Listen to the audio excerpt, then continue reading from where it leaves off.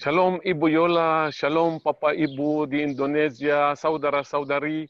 Aku Jeris Farah dari Nazaret, Putus suara. tetapi sekarang aku berdiri di pintu gerbang Kapernaum. Makanya kita akan menerbangkan drone supaya mereka bisa melihat Kapernaum dari atas, bisa melihat dua tempat utama, itu gereja yang Santo Petrus yang dibangun atas rumahnya ibu mertua Santo Petrus, dan juga sinagoga di mana Yesus sering berkhutbah dan mengajarkan. Silakan Pak David, kita bersama-sama akan menerbangkan drone. Ini saya sekarang persis di ini pemandangan arah Danau Galilea, dan di bawah ya sekali lagi kita kembali dari awal, bagus. Sekarang kita di atas Danau Galilea dan drone-nya akan mulai maju pelan-pelan. Yang Anda melihat sebentar lagi itu gereja besar berbentuk segi 8 berwarna abu-abu, itu dibangun atas rumah Santo Petrus atau rumah ibu mertua Santo Petrus lebih tepat, dan di gereja itu persis berdiri atas ruang di mana Yesus tinggal di rumahnya ibu mertua Santo Petrus yang besar. Gereja dirancang dibangun tahun 1990, dirancang oleh saudara dari Nazaret, Elia Nahli. Dia merancang itu, dia ahli arsitek dari Nazaret, dia merancang itu untuk Ordo Fransiskan. Tempat ini dalam asuhan Ordo Fransiskan, itu 1990 dibangun atas rumahnya Santo Petrus. Juga ada tempat yang kedua yang penting sekali yang kita akan melihat di perjalanan kita, itu sinagoga. Sinagoga Kapernaum di mana Yesus sering dia berkhutbah dan mengajarkan. Sekarang kita akan mulai perjalanan dari pintu persis, dari pintu masuk. Sebentar lagi saya akan kamera mengarahkan ke catatan ini. Ada catatan di atas yang di catatan itu tertulis Capernaum, the town of Jesus. Capernaum, kota Yesus, ya. Capernaum, the town of Jesus. Juga ada di sini. Capernaum, the town of Jesus. Capernaum, kota Yesus. Marilah kita masuk, Bapak Ibu, ke Kapernaum, ke sekarang ini tempat penggalian arkeolog yang private, rumah pastoran. Sekarang yang bertanggung jawab di sini, yang bertugas, itu Romo dari Italia. Ini sekali lagi ada lambang Ordo Fransiskan di sini. Salib Yerusalem sama dua tangan. Satu tangan itu melambang tangan Yesus, yang kedua itu Santo Francis. Di semua tempat yang dalam asuhan Ordo Fransiskan ada lambang itu. Dan ini patung Santo Francis. Lihat Bapak Ibu. Ada patung Santo Francis di sini. Ya, ini introduksi, dan ini pintu masuk ke Kapernaum. Sepi karena saya orang pertama yang masuk ke sini.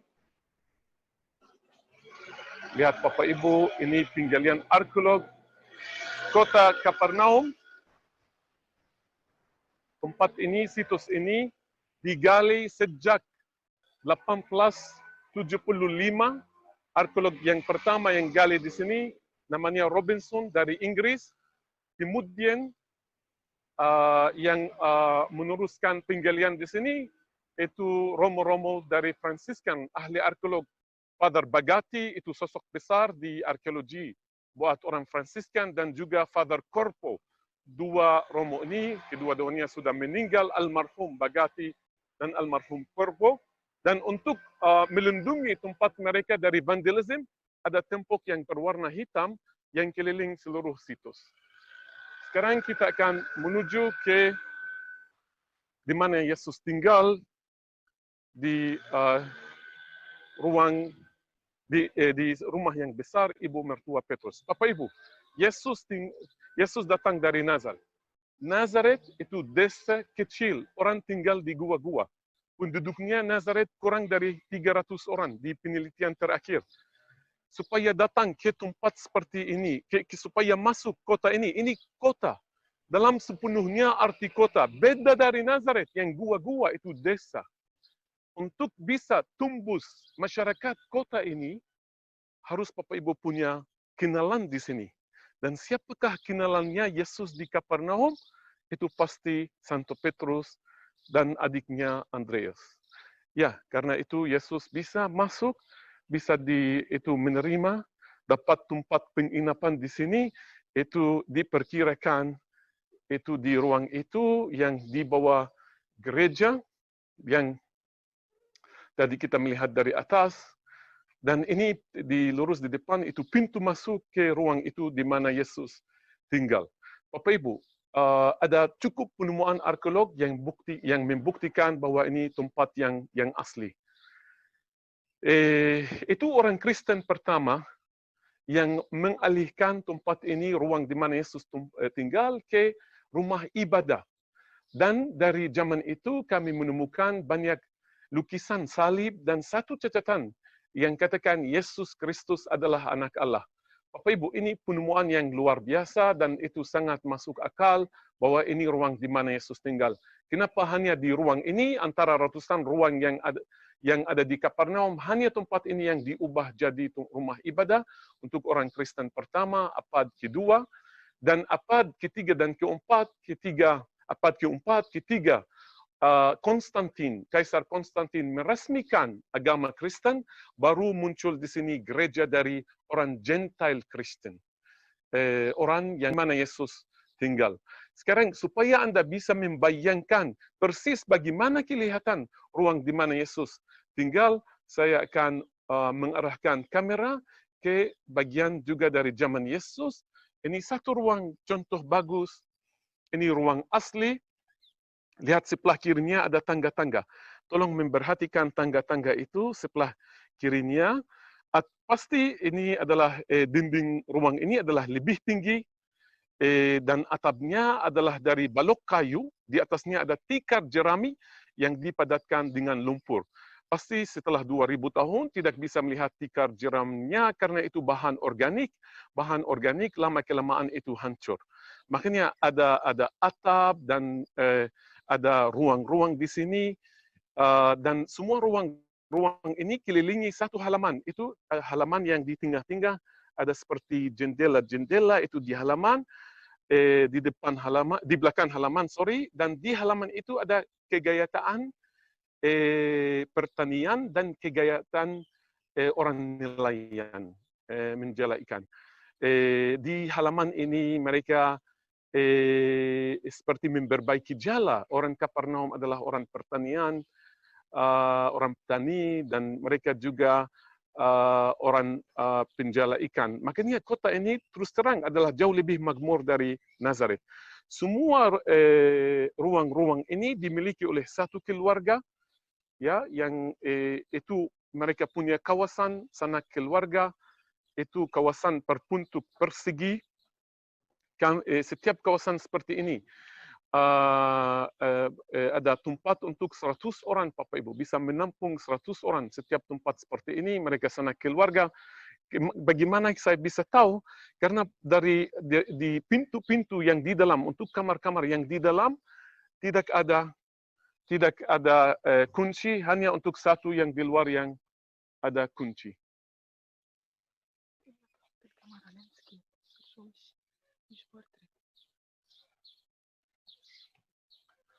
Ya, ini Bapak Ibu satu kawasan di Kapernaum.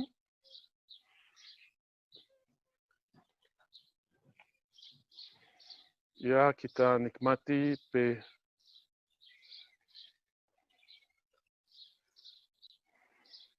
ya, ini supaya lebih, ya, sekarang saya putar kamera supaya Anda bisa melihat dan lihat lokasi kita. Lokasi kita antara sinagoga yang patung putih-putih itu dibangun atas sinagoga dari zaman Yesus, dan lokasi kita persis di depan ruang di mana Yesus tinggal. Ya, Anda sudah punya gambaran yang bagus. Sekarang Anda bisa mengerti banyak mukjizat yang terjadi di sini. Bapak Ibu, Yesus tidak istirahat di sini. Selalu melakukan mukjizat. Ya, di Markus pasal 1 ayat 29, Yesus keluar dari sinagoga itu, lihat sinagoga, dan dia datang ke rumahnya Petrus dan Andreas. Lebih tepat rumahnya ibu mertua Petrus itu adalah kawasan ini. Dan di sini saatnya itu ibu mertua Petrus adalah sakit demam. Dan Yesus dia pegang tangan wanita itu, langsung lenyaplah demamnya dan wanita itu memulai melayani mereka. Indah ya, jaraknya itu sinagoga, ini rumah ibu mertua Petrus. Ya, itu sekarang Anda bisa membayangkan mukjizat itu. Markus pasal 2 ayat 1 berbicara bahwa diketahui orang bahwa Yesus ada di rumah. Aduh Bapak Ibu, Yesus tidak pernah istirahat. Kasihan, dia tabib yang paling termasyhur di dunia saatnya itu. Diketahui orang bahwa Yesus ada di ruang ini, banyak orang sakit dibawa kepadanya. Ya, dan itu Markus pasal 2 ayat 1, banyak orang sakit datang ke sini. Dan ada 4 orang yang gotong teman mereka yang lumpuh. Tapi Bapak Ibu, mereka mau, karena mereka mau membawa teman mereka ke depan Yesus, tetapi ada kerumunan besar, dari pintu pun mereka tidak boleh masuk. Apa yang mereka melakukan? Mereka naik ke atap, dan mereka buka atapnya, dan mereka menurunkan teman mereka di depan Yesus. Ya, ini di mana Yesus menyembuhkan orang lumpuh, banyak mukjizat. Tapi supaya Anda bisa lihat ruang Yesus dari dalam, saya akan membawa Anda ke gereja yang indah ini, yang ada di sini sejak 1990. Kita bersama-sama kita akan naik ke dalam gereja. Gereja ini tidak ada masyarakat. Tidak ada masyarakat di sini, karena ini jauh dari Nazaret, di mana ada orang Katolik, jauh dari biasanya yang mengadakan misa kudus di sini itu grup-grup. Contohnya sering Holy Global mereka pesan misa kudus di gereja ini. Dan gereja ini persis berdiri atas ruang di mana Yesus tinggal. Itu yang saya mau menunjukkan Anda dari atas. Ya, mereka bikin atapnya dari kaca ruang itu. Ini dari kaca. Supaya Anda bisa melihat melaluinya. Tapi Anda harus ingat bahwa zaman dulu ini adalah paluk kayu dengan tikar jerami yang bisa dibuka. Bisa dibuka. Lihat penggalian arkeolog mendukung Alkitab. Ini luar biasa. Lihat bagaimana 4 orang itu datang kemari dan mereka buka atapnya. Dan orang itu diturunkan di depan Yesus, orang lumpuh. Wow, mereka punya iman yang luar biasa.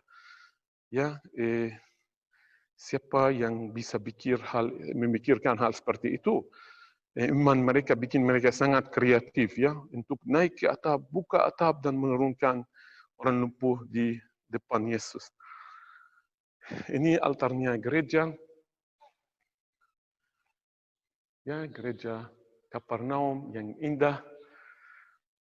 Kita sekarang akan menuju. Saya mau kembali ke bawah, ke depan ruang itu, untuk lanjut tentang mukjizat Yesus di Kapernaum. Karena program kita tentang mukjizat Yesus di Kapernaum, seperti tadi saya menjelaskan bahwa Yesus tidak pernah istirahat di sini melakukan mukjizat. Ya, dan itu yang menarik, mukjizat cross mukjizat. Ya, kita contoh yang bagus, Matius pasal 9 ayat 22 itu berbicara tentang kepala sinagoga di Kapernaum yang punya anak perempuan, dan anaknya perempuan mati. Kepala sinagoga Yairus, anaknya perempuan mati, dan dia datang meminta supaya Yesus dia menyembuhkan, membangkitkan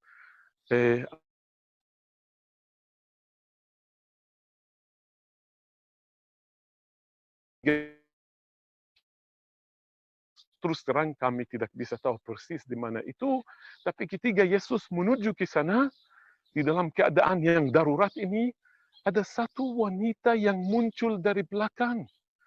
Dan dia katakan dalam hatinya, asal aku hanya menjamah, jumpanya aku akan sembuh.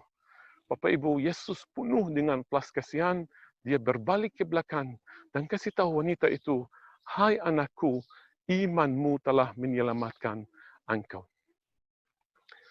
Ya, ini contoh tentang banyak mukjizat Bapak Ibu yang terjadi di Kapernaum. Sekarang saya mau menunjukkan sinagoga dan sedikit penjelasan tentang sinagoga ini, di mana sinagoga yang asli dari zaman Yesus. Sinagoga yang asli dari zaman Yesus itu yang batu hitam. Kalau sinagoga itu kata Yunani, bahasa Ibrani itu artinya Bet Knesset. Bet Knesset artinya rumah untuk berkumpul.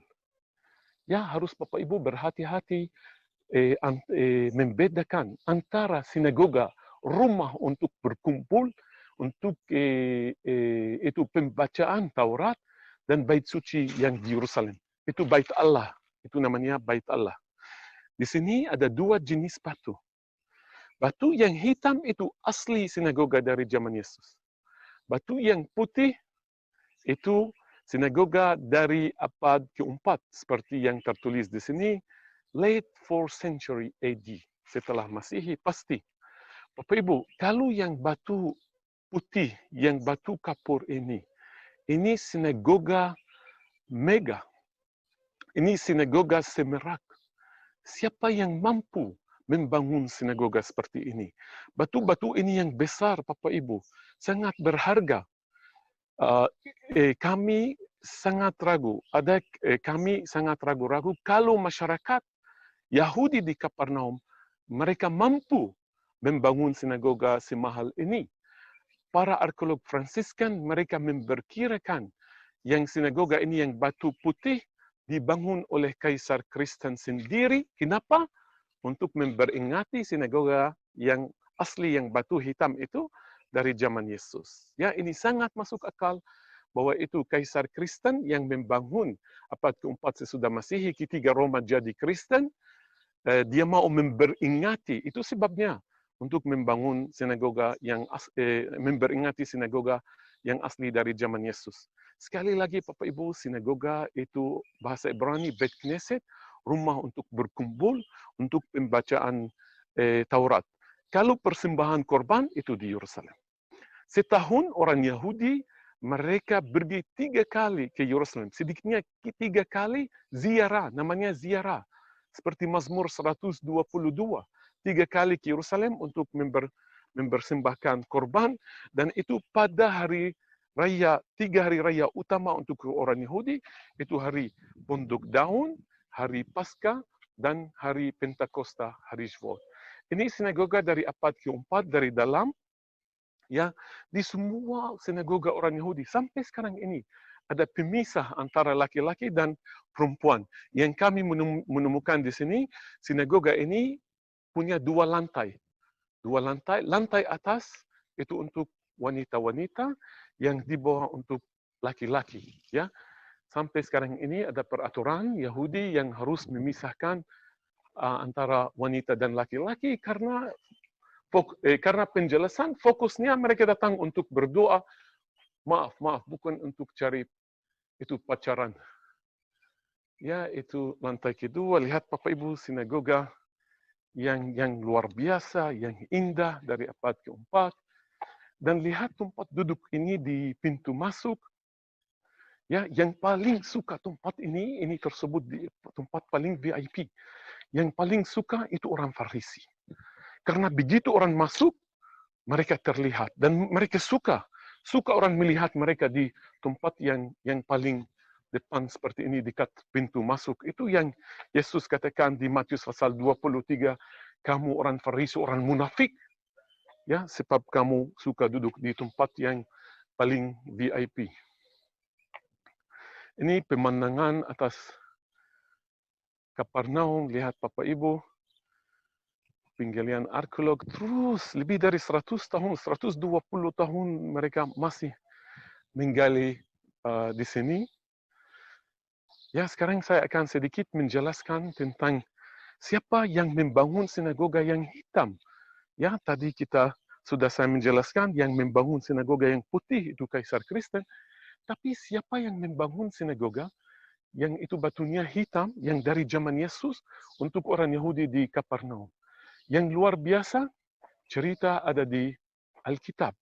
Itu Lukas pasal 7 Ayat 1 menceritakan bahwa di Kapernaum ada perwira Romawi. Perwira Romawi itu punya hamba.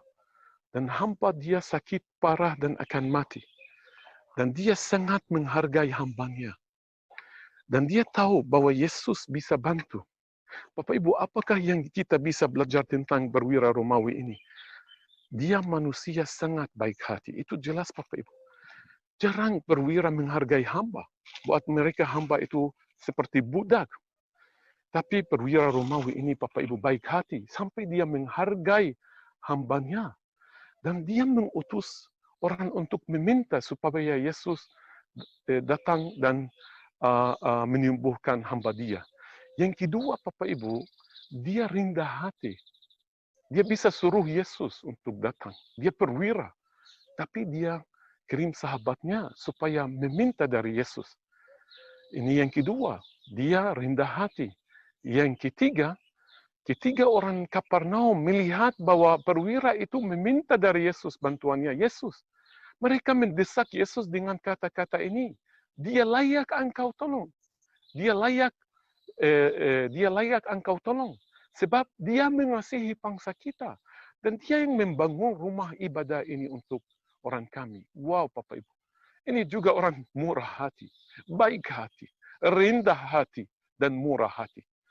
Wow, di bahasa Indonesia ada iramanya. Saya sangat suka itu. Bapak Ibu, tetapi yang menentukan mukjizat, ya, saya bukan romo, saya bukan seorang pendeta, tapi itu jelas yang menentukan mukjizat itu imannya. Dan dia kasih tahu Yesus, aku tidak layak. Engkau masuk rumahku. Cuma engkau katakan sepatah kata saja dari jauh. Dan hambaku akan sembuh. Dan Yesus katakan, iman sebesar ini aku tidak ketemu antara orang Israel. Makanya perwira Romawi itu kembali ke rumahnya dan mendapat hamba dia sembuh. Indah sekali. Bayangkan Bapak Ibu, Anda melihat batu-batu yang hitam itu, yang itu didanai oleh perwira Romawi ini yang kita kutip setiap hari Minggu di Misa Kudus. Ya, aku tidak layak engkau masuk rumahku. Ya, ini indah sekali Bapak Ibu. Ada beberapa batu dari sinagoga yang dipamerkan di sini dari penggalian arkeolog, benar sangat menarik. Salah satu batu ini namanya milestone. Milestone. Ini seperti hari ini penunjuk jalan yang menunjukkan jarak. Itu menunjukkan jarak dari sini ke Kaisaria Filipi, kota yang sesudah ini yang orang lewat. Yang menarik, tiang seperti ini, penunjuk seperti ini, milestone, hanya berada di jalan raya. Dan Kapernaum, lokasi Kapernaum di tepi jalan raya namanya Jalan ke Laut. Bahasa Latin Via Maris. Bapak Ibu, kenapa ini penting sekali? Karena Matius pasal 4 ayat 13 dia mencerita ayat 11 sampai 13 dia menceritakan Yesus meninggalkan Nazaret dan datang ke Kapernaum supaya genaplah firman Nabi Yesaya. Dia kutip Yesaya pasal 9 ayat 1 dan itu nubuat Nabi Yesaya. Supaya itu tercatat bahwa ketika Yesus datang ke Kapernaum supaya genaplah firman Nabi Yesaya, tanah Zebulun, tanah Naftali. Kapernaum berada di tanah Zebulun, tanah Naftali. Jalan ke laut. Bapak Ibu, sering para romo di Indonesia, hamba Tuhan tanya, jeris apa artinya jalan ke laut? Sekarang Anda bisa mengerti. Kapernaum ada jalan ke laut. Via Maris itu yang sangat termasyhur di sejarah tanah kami. Sejak dini sejarah tanah ini sampai sekarang ini. Jalan ke laut. Ini ada penunjuk jalan yang menunjukkan jarak di sini. Hanya berada di jalan ke laut. Via Maris. Ya. Makanya ini, Bapak Ibu, bayangkan Nabi Yesaya. Dia menubuatkan itu 700 tahun sebelum Yesus. Nabi Yesaya dia hidup tahun 700 sebelum Masehi. Benar luar biasa. Tanah Zebulun, tanah Naftali. Ini tanah Zebulun, tanah Naftali. Jalan ke laut. Ini jalan ke laut. Dan di seberang danau, zaman Yesus ada 10 kota. Dekapolis. Mereka orang hidup dalam kehidupan berhala. Orang Yunani. Ya. Yang karena itu Nabi Yesaya katakan orang yang tinggal hidup di dalam kegelapan, semua ini Bapak Ibu telah melihat terang yang besar, yaitu Yesus Kristus. Indah sekali, itu luar biasa Bapak Ibu. Bagaimana Nabi Yesaya tahun 700 sebelum Masehi bisa menubuat tentang Yesus. Ya, karena Yesus Bapak Ibu adalah Mesias dan dia genapi semua nubuat-nubuat. Dan satu hal lagi yang indah di sini, itu satu batu dari sinagoga yang abad keempat sesudah Masehi, ada catatan di tiang, ini kelihatan tiang, ada catatan di atas dalam bahasa Aramaik. Ya, ini tanda terima kasih buat seorang yang kasih sumbangan. Kelihatan dia selain Kaisar Kristen, ada orang yang Kristen Yahudi Kristen, yang kasih sumbangan buat membangun sinagoga. Ini biasa. Tetapi yang luar biasa, itu nama keluarga orang itu. Nama marga orang itu. Nama itu Zebedius. Itu luar biasa. Bayangkan Bapak Ibu, ini dari 380, ada keluarga di sini, Zebedius, yang tinggal di Kapernaum. 2 dari murid Yesus adalah dari keluarga ini. Yohanes dan Yakobus, anaknya Zebedius. Wow, Bapak Ibu. Alkitab itu benar. Nama yang ada di Alkitab itu nama yang benar. Bukan nama yang diciptakan atau diada-adakan. Ya, juga kita bisa melihat menorah, salah satu lambang orang Yahudi, memastikan itu sinagoga. Dan ini batu-batu dari sinagoga yang dipamerkan oleh para arkeolog Fransiskan. Mereka jujur, mereka tidak mau memaksa restorasi, karena mereka tidak tahu bagaimana sesuaikan. Itu ditaruh di sini. Itu jelas Bapak Ibu, orang Yahudi kalau mau menghias sinagoga, tidak ada arca, tidak ada gambar manusia. Semuanya ambil dari buahan tanah suci yang namanya 7 jenis buah Alkitabiah atau 7 jenis tanaman Alkitabiah, yaitu seperti yang Anda melihat delima, ada ara, ada kurma, ada zaitun, ada anggur, dan ada gandum, dan ada jelai. Ya, ini sesuai dengan adat orang Yahudi, hiasan untuk sinagoga ini. Satu hal lagi yang indah, itu tempayan-tempayan yang dari batu. Orang Yahudi zaman Yesus, kalau mau simpan air untuk pentahiran, itu simpan di dalam tempayan dari batu. Makanya kalau kita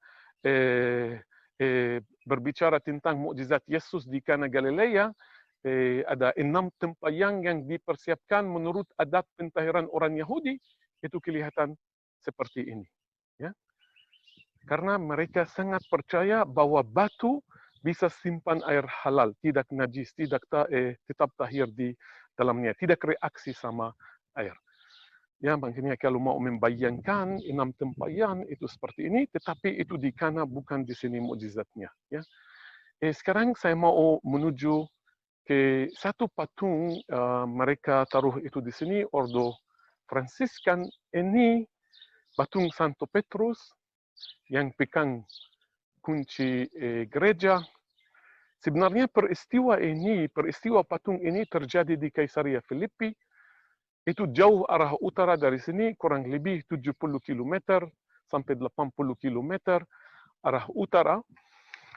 Dan itu kisahnya ada di Matius pasal 16, namanya pengakuan Santo Petrus. Ya, itu di Kaisaria Filipi, ketika Yesus tanya murid-muridnya, menurut mereka siapakah aku ini? Dan menurut kamu siapakah aku ini? Mereka mulai tebak, ada yang katakan Nabi Elia, Nabi Yeremia, Yohanes Pembaptis, tetapi Simon Petrus berdiri dan katakan, engkau adalah Mesias, anak Allah yang hidup. Dan Yesus singkatnya, Yesus kasih tahu Petrus, Simon, kamu batu, kamu Petrus, dan di atas batu ini aku akan membangun gerejaku supaya Allah mau tidak bisa menguasainya. Dan apa saja yang engkau akan ikat di bumi akan diikat di surga, dan apa saja yang Anda akan lepas di bumi akan dilepaskan di surga. Ya, indah sekali. Santo Petrus, patung sekali lagi, ini Matius 16 ayat 18 itu Kaisaria Filipi. Tapi Kapernaum itu paling dekat buat para peziarah ke Kaisaria Filipi. Makanya karena jauh, ada yang tidak memasukkan itu di dalam program. Itu sebabnya patung ada di sini. Dan terakhir, saya mau menunjukkan, dan Anda harus tahu juga bahwa Kapernaum di tepi Danau Galilea. Ini Danau Galilea. Saya menuju air Danau Galilea. Puji Tuhan, itu sudah naik 3 meter. 3 meter, Bapak Ibu. Yang hanya tahun yang lalu, tidak ada air di sini. Bisa jalan kaki di darat sedikitnya 20 meter arah danau. Sekarang semuanya sudah diisi air. Luar biasa berkat besar tahun ini. Itu sangat terasa di sini, juga di Kapernaum. Ya, Bapak Ibu, itu jelas tidak ada orang yang tinggal di sini. Hanya beberapa Romo. Tadi kita melihat seorang Romo Fransiskan dari Afrika, ada satu dari Italia, dan kadang-kadang juga bertugas di sini dari Indonesia. Ya, itu hanya ada rumah pastoran, tidak ada penduduknya Kapernaum. Bapak Ibu, jangan lupa, meskipun banyak mukjizat yang Yesus melakukan di sini, itu tidak berakhir baik antara Yesus dan Kapernaum. Jangan kaget kalau Anda membaca di Lukas pasal 10 ayat 13, Yesus katakan, "Celakalah engkau Korazin, celakalah engkau Betsaida." Ini 2 kota Yahudi tidak jauh dari Kapernaum. Celakalah engkau Korazin, celakalah engkau Betsaida. Kalau semua mukjizat ini yang terjadi antara kamu, terjadi di Tir dan Sidon. Tir dan Sidon itu penduduknya orang bukan Yahudi, penduduknya orang asing di mana ada ibadah berhala. Dan Yesus katakan orang Sidon, dan kalau mereka melihat mukjizat seperti yang terjadi di Korazim, di Betsaida, di Tir dan Sidon, orang Sidon dan Tir sudah lama mereka berkabung dan bertaubat. Dan Yesus lanjut katakan tentang Kapernaum. Dan engkau Kapernaum, apakah engkau akan dinaikkan sampai ke langit? Tidak. Engkau akan diturunkan sampai dunia orang mati. Bapak Ibu, saya bisa membawa Anda ke Korazin. Saya bisa membawa Anda ke Betsaida. Dan ini Kapernaum. Ketiga-tiganya kota ini yang dikecam oleh Yesus. Kota orang mati. Dan sampai sini saya mengakhiri program kita, perjalanan di Kapernaum. Bapak Ibu, tempat yang sangat indah Kapernaum ini. Dan saya Jeris Farah, saya mau sangat berterima kasih Anda untuk ikuti kita di program ini. Dan saya sekarang menyampaikan mikrofon kembali kepada Ibu Yola Holy Global di Jakarta.